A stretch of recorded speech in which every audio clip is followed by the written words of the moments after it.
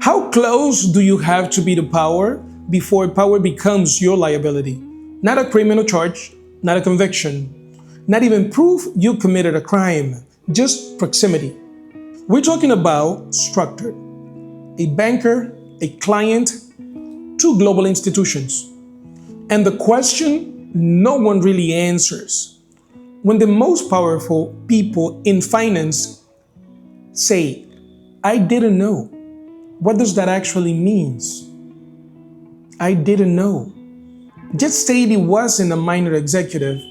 He spent more than 30 years at JPMorgan Chase, the largest bank in the United States. He ran the private bank. He later becomes CEO of investment bank. He sat on the operating committee, the inner circle. This is not mid-level finance. This is systemic level influence. During his tenure overseeing private banking, one of the clients was Jeffrey Epstein. At the time, Jeffrey Epstein had already served jail time in 2008, and yet JPMorgan continued its relationship until 2013, the largest bank in America, continuing to bank a registered sex offender.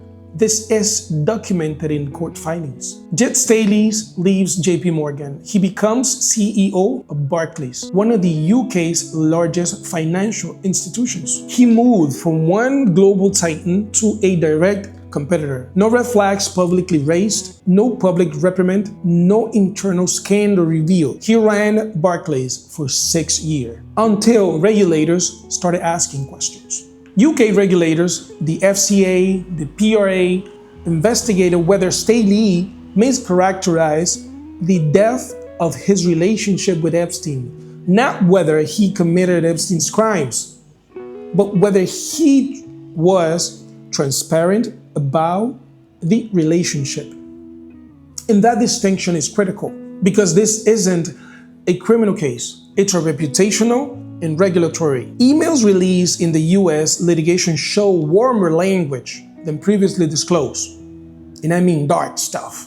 UK regulators proposed financial penalties. Staley resigned from Barclays in 2021. He wasn't removed for committing crimes. He was removed for allegedly misleading regulators. The framing shifts from morality to disclosure. Meanwhile, in the United States, JPMorgan was sued by Epstein's victims.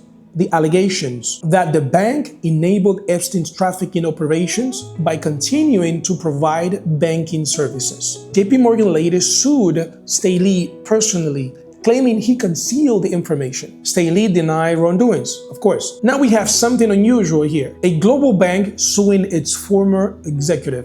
That's not standard. That's liability containment. Here's where the frame shifts.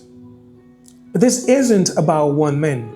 This is about executive mobility between elite institutions, regulatory asymmetry, the United States versus the United Kingdom, the power of plausible deniability, how institutions protect themselves. The system didn't collapse. The banks didn't collapse. Executives repositioned, fines were proposed, settlements were paid. The structure remained intact. So what does this teach us? That in global finance, proximity to power is currency, but proximity to scandal is negotiable. The question isn't, did Jes Staley commit Epstein's crimes? The real question is, how do elite financial institutions decide what they knew and when they knew it?